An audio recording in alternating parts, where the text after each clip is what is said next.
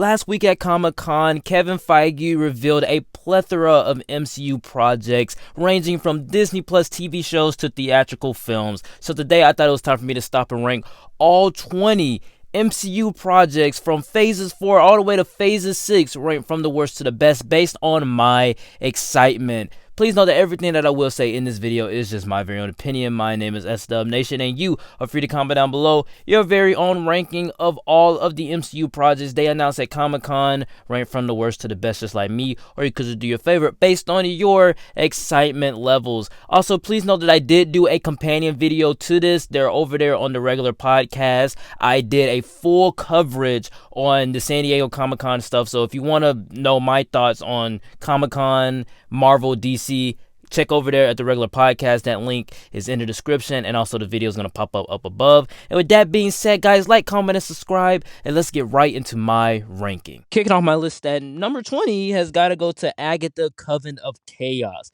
I thought she was pretty enjoyable in WandaVision. Now, WandaVision is my favorite MCU Disney Plus show, and I think I want to see more of her, but giving her own show seems very weird. They could do something very supernatural with it, but it's weird to me mainly because it seems strictly for quantity over quality, and basically what all of these projects feels like to me. Now, the show may be good, but that $150 million budget could be used for another project that doesn't feel like Chapek mandating content for the streaming service. Number 19 is Echo. Show of hands. Who here wanted to see an Echo show? No one? Really? Well, you're correct, because nobody wanted this. I didn't think Echo was that very good of a character, and especially from Hawkeye, I did not like her at all. I didn't even like that show. I don't care about this show. I have no hype for it beyond Kingpin and Daredevil being in it. Other than that, Echo seems unnecessary. It may be good, but like I said, that $150 million budget could go to something else. Echo just seems like a character that's very unnecessary in a saga called the Multiverse Saga. Number 18 is Ironheart. She's in Black Panther Wakanda Forever, as we see in the trailer. So that's good. That's something, but I don't know much about her. And from all we know is that she builds a suit that's more advanced than Iron Man. And it's so weird that that's her description, because it feels like they're just replacing every one of our main Avengers with a female counterpart. And to me, I feel like I'll be ready for her show, or at least interested, once I see how she's characterized in Black Panther Wakanda Forever. 17 is Thunderbolts. Last year, we saw Val going from Falcon and Winter Soldier to Black Widow, recruiting people. Obviously, they didn't introduce those characters for no reason, and this film will explore that MCU version of the Suicide Squad. I think that could be very entertaining, seeing these bad guys or this new team do good and bad, because the team is not just full of bad guys. We have Yelena on there. We have US Agent on there, and I don't think that he's a bad guy, but we do have Zemo, who's kind of like an anti-hero type villain, and we have Abomination as well. So I think they didn't introduce these characters for no reason. They're definitely setting up the Thunderbolts, which we see they're having a movie come out. But also, I don't have that much hype for it, because maybe this could have worked better as a show. I'm just putting out speculation there. I love the films. I'm glad that they're making it a film, but maybe it could have worked better as a show. The Thunderbolts do seem cool, just we'll see. Number 16 is What If Season 2. I really enjoyed Season 1. I didn't think that was that bad. And I think out of all of the Phase 4 stuff, it's the one that I find to be a little bit fresh and, like I said, enjoyable. It was good to me. The central idea and premise has always piqued my interest ever since 2020. And Season 2 seems to do the exact same as Season 1, taking these MCU films and giving us a what-if situation to them. I guess I could put Marvel Zombies in here too, because they're kind of the same. It has kind of the same art style. There's a storyline inside of What If Season 1 that leads right into this show. I just really can't wait to see the new MCU characters like Shang-Chi or Yelena to get their what-if storylines. Kicking off my top 15 list for me has got to go to Loki Season 2. Now, we do have some set photos. Apparently, they're in front of a McDonald's or whatever, but oh well. Look, when Season 1 came out, I really loved it. Apparently, they're in front of a McDonald's, which is very interesting, but oh well. Now, when Season 1 came out, I really loved it. The hype, the build-up, all of it was really good, and I thought of it to be the best Disney Plus MCU show. But as time passed, I see that the post-credit scene didn't really go nowhere, that Kang tease.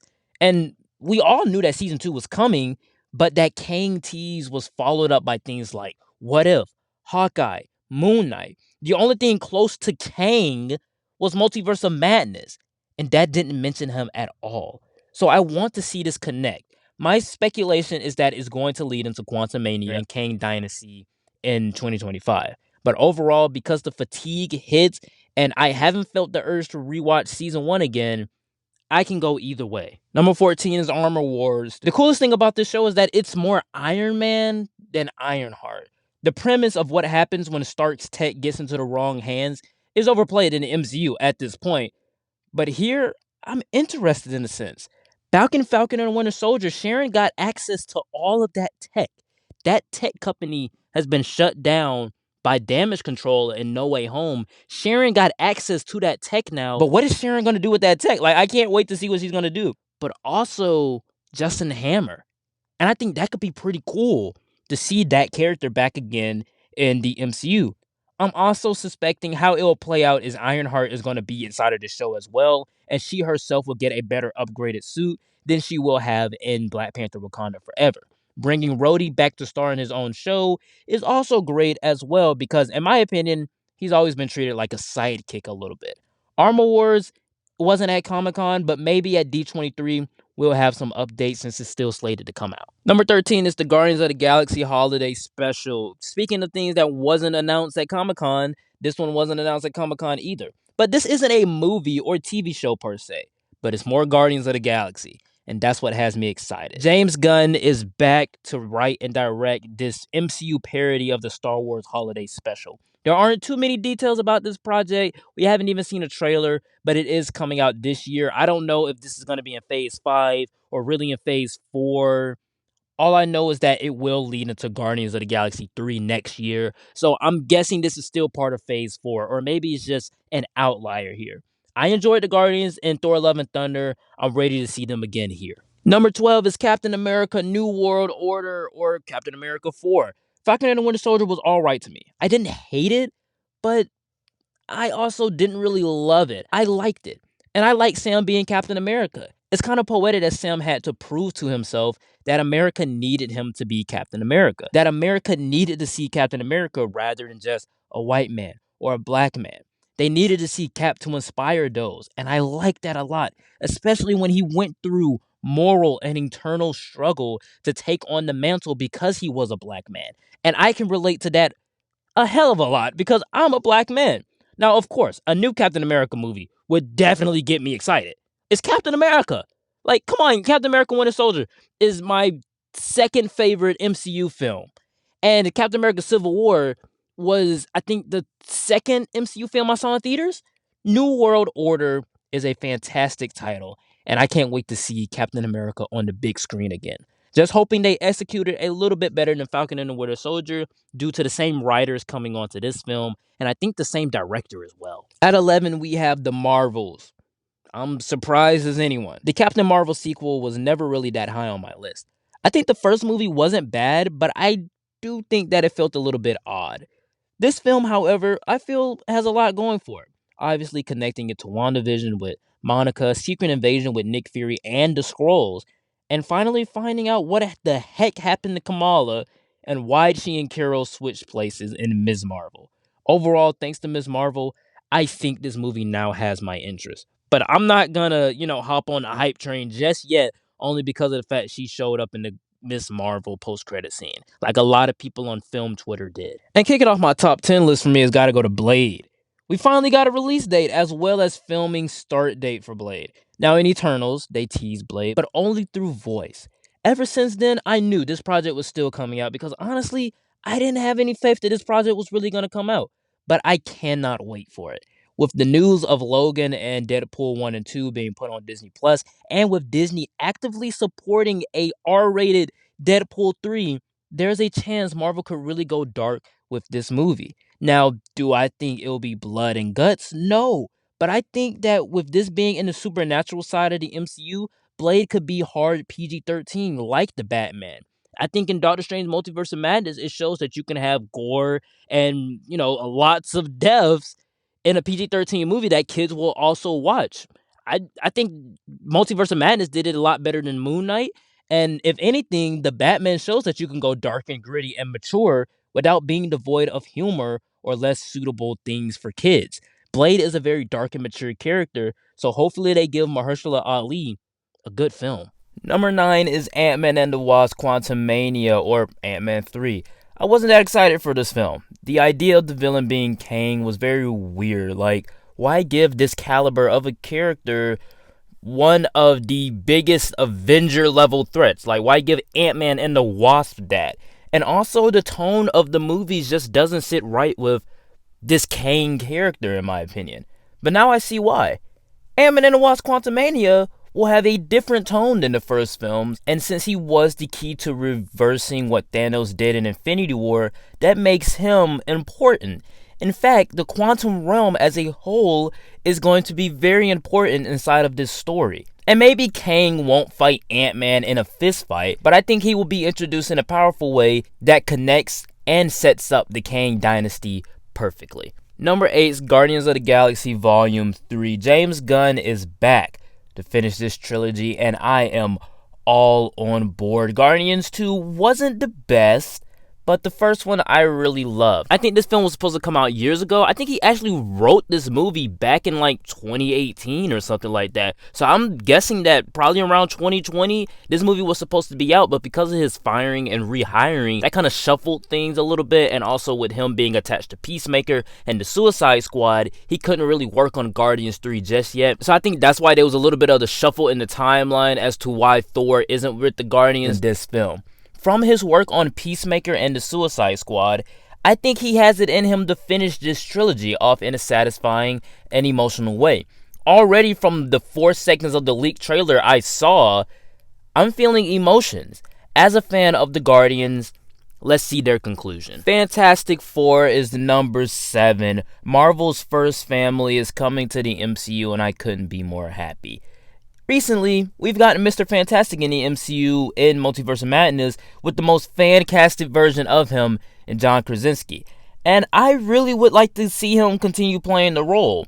Maybe a little bit better than he did in Multiverse of Madness, but granted, that was just a little small cameo. He couldn't really show much of Mr. Fantastic in there, but I thought he was alright. From the animated show Earth's Mightiest Heroes, I'm currently watching that right now, to Lego Marvel's Superheroes, it's something exciting to me about seeing the Fantastic Four, and seeing that they're going to start off Phase 6 is amazing to me. I also grew up with the older movies, the ones in the 2000s, and Fantastic I didn't really like. Now, along with this film, they also announced Secret Wars and Kang Dynasty in the same phase, and I can't help but speculate that maybe these 3 films, along with Loki Season 2 and Ant-Man Quantumania, all of these projects will be connected in an overarching story somehow, and from that, you've got my interest. Number 6 is Avengers Secret Wars. Honestly, I was going to have this in my top 2, but I can't get that excited about this because I don't know a thing about the storyline. And I'm not going to lie about that either. I know nothing about Secret Wars. I've never read the comics. I think it's something about mutants and Inhumans and Emperor Doom, and that's why I really say that Fantastic Four could lead right into these movies. But most importantly, I'm unfamiliar with this storyline. Like I said, maybe we can get a black suit Spider-Man because thanks to No Way Home, the symbiote is here in the MCU. So if they set it up all the way back in No Way Home, I think that could be a cool reveal. But like I said, I'm not going to lie. I don't know a single thing about Avengers Secret Wars. Kicking off my top 5 list for me has got to go to Secret Invasion. Like I said, I am currently watching the animated show Earth's Mightiest Heroes, and one of the key storylines of Season 2 is Secret Invasion. I actually got done watching that episode. I mean, you could check it out on my Twitter. Now, I do believe that this TV series will turn out a lot differently than what I just saw because the Skrulls in Earth's Mightiest Heroes are villains. They're bad guys. Whereas in the MCU, they're not established as villains. They're not established as the antagonists. So I'm curious as to how they're going to play off this whole Skrull invasion thing if they literally just establish them not as the antagonists of Captain Marvel. The Skrulls have already infiltrated Earth in the MCU, and this show could be a huge game changer for the universe. Finding out how long the Skrulls have been here and who's been a Skrull this entire time. Naturally, this is a spy espionage show that could be suspenseful and have a lot of mystery. A show like that where you can't trust anyone, starring Nick Fury, is an incredible idea. I've always been on board. It's one of the most famous comic book storylines ever. I've never read the comic books. I just heard that from other people. But ever since it was announced, I've been on board. Number 4 is She-Hulk. I'll admit, before the first trailer, I was not excited about this show beyond Abomination showing up. But once I saw that first trailer, I fell in love with the show. I loved the first trailer. Not a lot of people loved it because of the CGI. They thought it was just, oh my god, there's so much comedy in the MCU. I think She-Hulk is the one Hulk that you can really do comedy with. My hype levels for this show have been raised, especially because it's coming out in the next 2 weeks. She-Hulk, I don't know much about beyond her being Bruce's cousin, and I've only seen her in the Agents of Smash show, that animated show from Disney XD. So I don't really know much about her, but I'm loving the tone of it. It has this sitcom, Friends, living single type of vibe. We have She-Hulk dating. It's going to be a little bit more adult, like I said, going inside of the Friends, living single type of realm. Fourth wall breaking seems fun and totally means Deadpool can work in the MCU. And She-Hulk herself just looks fantastic. All in all, even before Daredevil, my favorite Marvel character, showed up in the trailer that they showed at Comic-Con, I've been excited. Kicking off my top 3 list for me has got to go to Black Panther: Wakanda Forever. I was very scared about this film. It was always a little bit in the middle on my list. Me personally, I wanted them to recast the character. As a black man, I feel as though T'Challa shouldn't be shelved as a character, and Mr. Boseman deserves someone to come in and pick up the baton and carry this character across the finish line for him. Obviously, they're not doing that, and I respect that. There's nothing I can do. I respect that. Now let's move forward.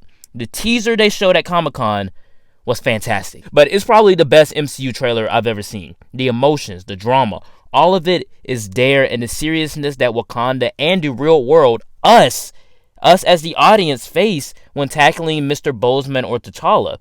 I think we have an amazing, beautiful film on our hands with Ryan Coogler back behind the camera. And also, Namor looks freaking cool. I can see why Aquaman 2 moved this date, because there's no way they could have competed with this as well as Avatar. As a whole, all of it seems to be the right way to do this film. I think it's great that they showed a teaser that wasn't trying to be a comedy. We have so many comedies in the MCU, and I feel like the Black Panther franchise has always been the one to be mature and serious. And that's what I really love about this teaser. It was emotional, it was serious, it was mature, and if they are able to pull this film off, it could be an amazing tribute. My runner-up at number 2 for me has got to go to the Avengers, the Kang Dynasty. This is the 5th Avengers film coming out in 2025. Again, Earth's Mightiest Heroes have already done this, and I've seen that storyline actually years ago. I really liked that storyline. It wasn't as great as Secret Invasion, but this movie has potential. Obviously, I would be excited for more Avengers. This and Secret Wars, I'm very excited for. It's more Avengers, come on. And after Fantastic Four, this film will come out. So depending on how that movie plays out, I think Fantastic Four will lead right into this and Secret Wars. While Secret Wars is the bigger event, I think since we have a director like Destin Daniel Cretton, the director of Shang-Chi, it could be epic. I really love Shang-Chi, and maybe he could bring his style of filmmaking to this Avengers film. It's not going to be the hand-to-hand combat fighting that we saw in Shang-Chi, but I think that his action being bigger in scope, like the Shang-Chi final battle, could be interesting. Again, I don't know much about the story, just like Secret Wars. Most likely, Kang won't be like Earth's Mightiest Heroes version of him, but I am excited because it could end in a cliffhanger. If this and Secret Wars are coming out in the same year, 7 months from each other, it could end in a cliffhanger. And come on, you mean to tell me the Kang Dynasty doesn't sound more epic and cooler than Secret Wars? But coming in at my number 1 has got to go to Daredevil Born Again. Daredevil is my favorite Marvel character. The Netflix show is my favorite live-action show of all time. And when he showed up in No Way Home, I cried. And then that next week, Kingpin gets revealed in Hawkeye. It was like Kevin Feige was finally seeing my emails and hate letters about the MCU. About how Daredevil, your best character, Daredevil is not in these movies yet. That's a crime. And bring back Charlie Cox, bring back Vincent D'Onofrio. Daredevil Born Again will be a new series on Disney Plus in 2024, and before I really get hyped, I must say, depending on if he keeps the yellow and red suit from She-Hulk, I think the costume doesn't really translate well to live action. And the title seems like a wink to the audience saying, hey, remember that show that we canceled back in 2018 after its fantastic third season? Yep, we're bringing it back. But this time, not on Netflix, we're bringing it back to our family-friendly streaming service Disney Plus. But with that in mind, they also announced that it won't be 13 episodes like the Netflix series. And it sure as hell won't be 6 episodes like the other crappy shows on Disney Plus. No, we're having an 18 episode season, not series, season of Daredevil. That's 4.5 months of my favorite character on my screen. That's incredible. As a fan of the Netflix show and of the character, of the actor, I hope it's good. It has everything going for it with the announcement of R-rated Deadpool 3 coming, with Blade coming. They have a chance to go a little bit more mature with this series and maybe even rival some of what they have already with the Netflix stuff. This show has everything going for it. The episodes, the time to tell the story, the star power. If they get the writers, directors, and tone right, this could be amazing. If I had to choose any project on this list that I would want right now, today, tomorrow, next week, I'm choosing this. This is why Daredevil Born Again has to come in at my number 1. Alright guys, that was it for the ranking. Please know that everything that I did say in this video was just my very own opinion. My list was certainly not the right list. It was just my list, and you are free to comment down below your ranking of all of the MCU projects they announced at Comic-Con, or the upcoming MCU projects, I should say, from Phases 4 to Phases 6, ranked from the worst to the best, just like me, or you could just do your favorite. Based on your excitement, this is what this list is. It's purely based on my excitement, which one I would want to see right now. Has to go to Daredevil Born Again. But with that being said, guys, like, comment, and subscribe. Please don't forget to check out that Twitter. That's going to pop up on my screen right now. And also, that link is always in the description. That Marvel playlist, that link is always in the description as well. And with that being said, guys, I will see you all next time. Peace.